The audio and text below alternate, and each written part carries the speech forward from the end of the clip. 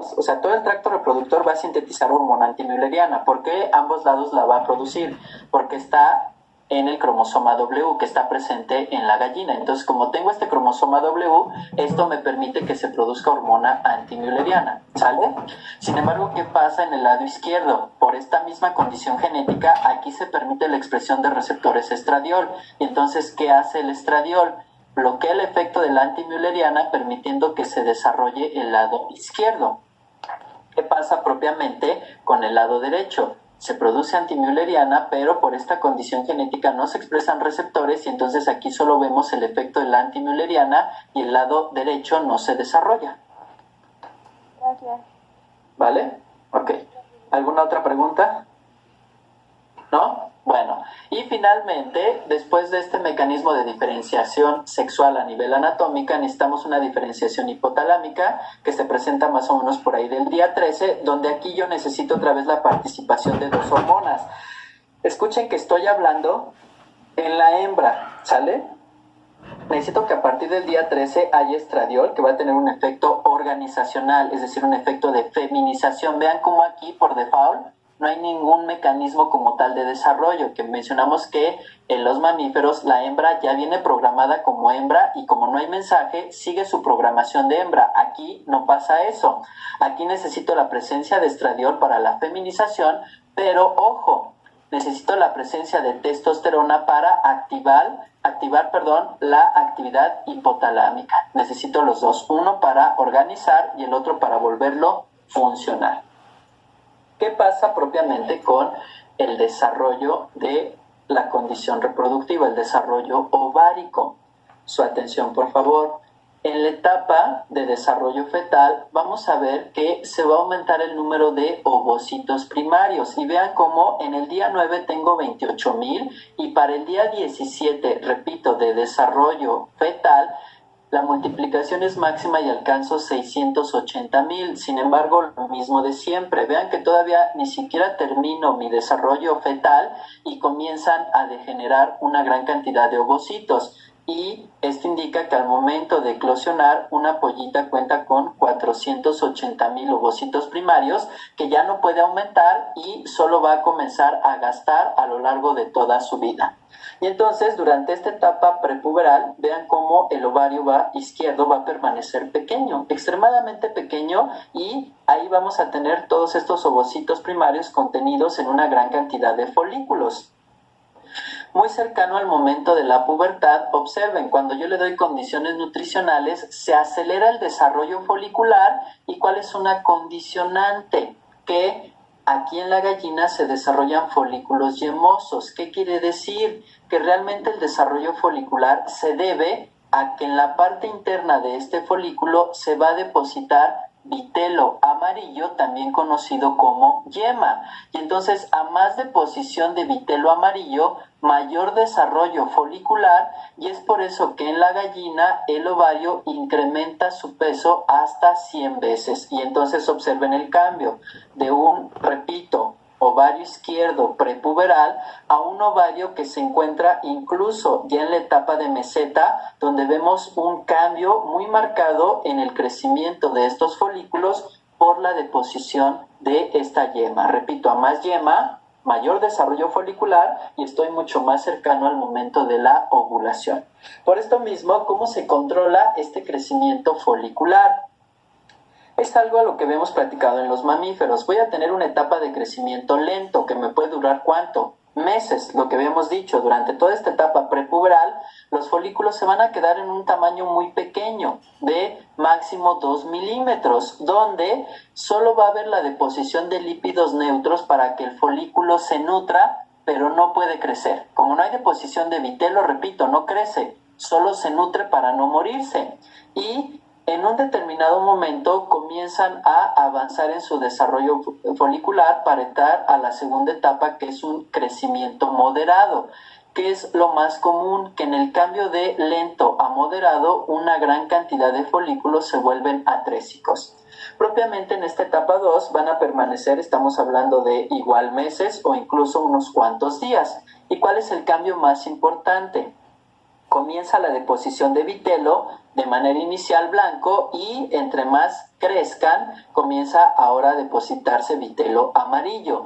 Esto permite que su diámetro aumente de 2 hasta los 8 milímetros. Una vez que este folículo comienza a depositar vitelo amarillo y alcanza los 8 milímetros, salta a la siguiente y última etapa de desarrollo folicular, que es un desarrollo acelerado, donde va a permanecer únicamente entre 7 y 9 días, y el máximo cambio que yo espero es una gran deposición de vitelo amarillo o de yema que, repito, me permita rápidamente aumentar mi diámetro para alcanzar la ovulación. ¿Sale? Entonces vean cómo vamos a encontrar cambios muy marcados a lo largo de este desarrollo folicular, que va en función del tipo de deposición de lípidos que presente, y esto va a controlar el diámetro y finalmente va a controlar la tasa de desarrollo. Gracias a esta condición, en la gallina, dentro del desarrollo folicular, mencionamos dos etapas importantes, la etapa prejerárquica y la etapa jerárquica. ¿Qué va a pasar?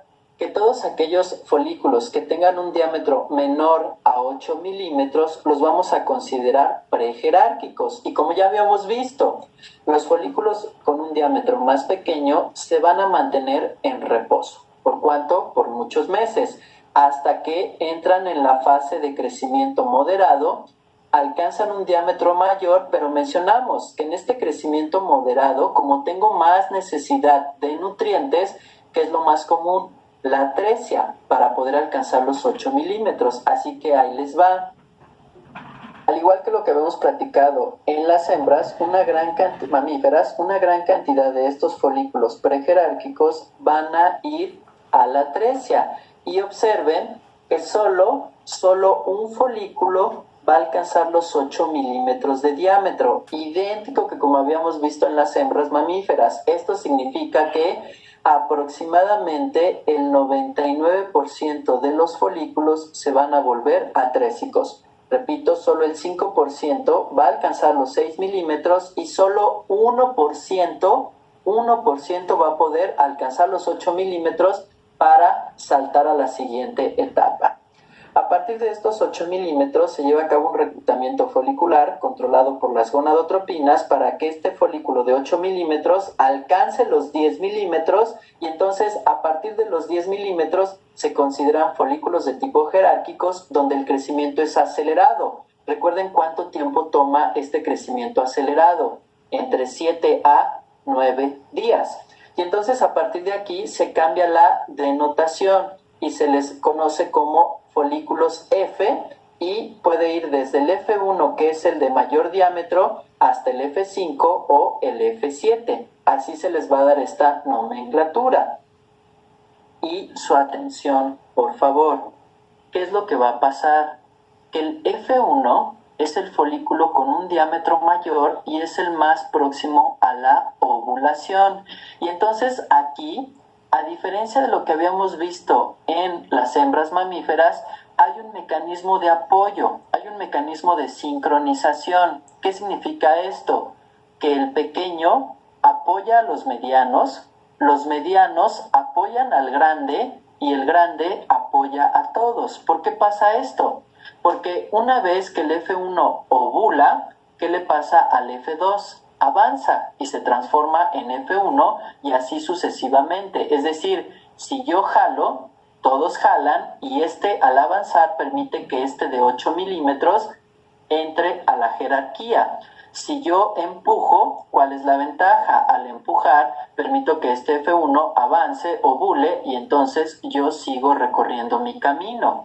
Repito, aquí estaremos viendo una sociedad utópica, donde todos ayudan a todos y todos obtienen un beneficio. Es decir, que aquí no hay propiamente una dominancia, que era lo que observábamos en las hembras mamíferas. Es decir, el folículo con mejores cualidades, el folículo con máximas cualidades bloqueaba a los demás. Aquí al revés, repito, aquí todos ayudan a todos y todos van tomados de la mano para que esto sea sincronizado. Y entonces, gracias a esto, un mecanismo adaptativo muy importante. Observen que en la jerarquía folicular no hay atresia. no se presenta ya la 3, es decir, una vez que salto a la jerarquía, difícilmente ese folículo se va a volver atrésico. ¿Y cuál es el objetivo?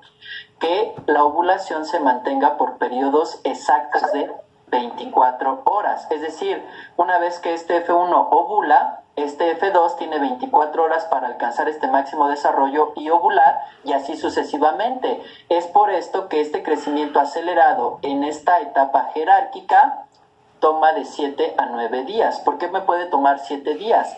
Si yo tengo aquí 7 folículos en la etapa de jerarquía y la ovulación se presenta cada 24 horas, ¿cuál es la ventaja? Repito, que puedo tener 7 folículos jerárquicos desarrollándose al mismo tiempo con una tasa de ovulación entre cada uno de 24 horas, y entonces estoy hablando que es una gallina extremadamente eficiente. ¿Qué pasa si durante la jerarquía se presentara el mecanismo de atresia? Se ovula y este F2 se vuelve atrésico, lo que implicaría que aquí el siguiente día no habría ovulación y entonces tendría un periodo de descanso, algo que no es viable, ¿sale? Entonces repito, lo importante del desarrollo folicular, una vez que se alcanzan los 10 milímetros de diámetro, que entra en la etapa jerárquica, el desarrollo se acelera, ya no tengo las condiciones para desarrollar la atresia y todos los folículos comienzan a apoyarse para que el desarrollo folicular sea lo más coordinado y lo más exacto posible, permitiendo una ovulación cada 24 horas, ¿vale?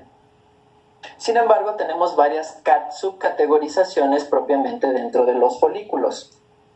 Mencioné que están los folículos prejerárquicos, que se dividen en 3. Los primeros son los pequeños folículos blancos, que son menores a 2 milímetros de diámetro, que prácticamente aquí en la imagen ni siquiera alcanzamos a verlos porque son extremadamente pequeños y están inmersos dentro de este ovario, que es un ovario que se considera como con forma de racimo de uvas. ¿Por qué racimo de uvas? Por la forma en la cual están los folículos y la forma en la cual crecen. Después vendrían los grandes folículos blancos, que están entre los 2 y menos de 4 milímetros, que propiamente ya sería este pequeño puntilleo que alcanzan a ver aquí. Este pequeño puntilleo ya serían los pequeños folículos blancos. Después vendrían los grandes folículos blancos. Después ya vendrían los pequeños folículos amarillos, que son aquellos que están entre 4 y menos de 10 milímetros, que son propiamente estos que ustedes están observando aquí. Estos ya corresponderían a los pequeños folículos amarillos. Y después ya tendríamos, ahora sí, a los folículos jerárquicos, que son los grandes folículos amarillos, que están, pregunta de examen, entre los 10 y los 35 milímetros de diámetro, que son todos estos, y que van desde el F5, F4, F3, F2 y el F1. ¿Sale? Y si se dan cuenta, pues realmente ya a partir de F3, pues no hay mucha diferencia en el diámetro. Sin embargo, ¿cuál es una diferencia muy marcada? El color.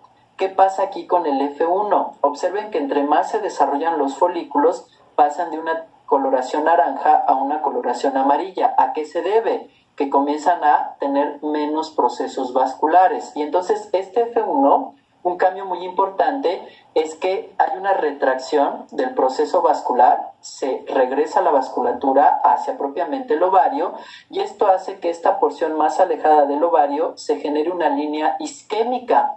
A esta línea isquémica que se ve aquí se le conoce como el estigma. Y entonces este estigma indica que este folículo está muy cercano a la ovulación. Es por eso que puedo diferenciar entre propiamente un F1 de un F2 y de un F3, ¿sale? Entonces aquí se va a romper esta membrana folicular y la yema va a quedar libre para que se lleve a cabo el mecanismo ovulatorio, y después no se alcanza a ver muy bien aquí, pero aquí se queda adherida a la membrana, y entonces esta membrana se conoce como membrana postovulatoria, que nos indica que la actividad es adecuada a nivel del desarrollo folicular en la gallina, ¿sale? ¿Cuáles son ahora bien los cambios que aquí me interesan mucho? Celulares que se van a presentar a lo largo de este desarrollo folicular. Tengo un folículo primordial, que ya vimos que es un folículo extremadamente pequeño, donde, observen, va a presentar una capa plana de células de la granulosa, algo que ya habíamos documentado en las hembras mamíferas. ¿Qué pasa ahora con el folículo primario? Comienza a proliferar el número de capas de la granulosa y comienzan a aparecer las células tecales, ¿Sale? ¿Qué pasa ahora con un folículo prejerárquico que está entre los 2 y los 8 milímetros de diámetro? Su atención.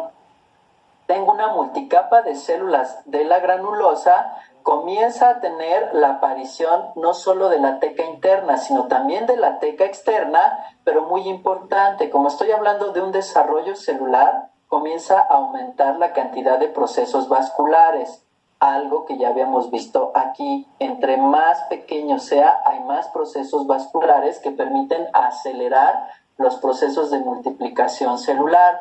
Y en esta etapa mencionamos que hay un acúmulo de lipoproteínas, principalmente vitelo, pero de color blanco. Entonces, a más procesos vasculares, a más procesos celulares, me permite mayor captación de vitelo en una parte inicial blanco, después amarillo, lo que me permite entrar a la etapa de jerarquía folicular. Y aquí hay dos cambios importantes. Primero, hay una máxima deposición de vitelo amarillo, pero observen, después voy a denotar cambios importantes. ¿Cuál es el primero? Que los procesos vasculares, les dije, van a comenzar a disminuir, sobre todo ¿en dónde? En la parte más alejada del ovario. Aquí disminuyen los procesos vasculares, al haber menos aporte vascular se genera isquemia y se forma el estigma, pero también al disminuir la cantidad de elementos vasculares, ¿qué le pasa propiamente a las células de la granulosa? Involucionan y paso de una multicapa otra vez a una monocapa de células de la granulosa que generalmente están en una situación aplanada. ¿Sale? Entonces repito, aquí hay cambios contrarios a lo que nosotros esperaríamos. De prejerárquico a el jerárquico disminuye la vasculatura y disminuye el número de células de la granulosa. Y por esto mismo, ¿qué pasa propiamente durante la etapa de jerarquía folicular?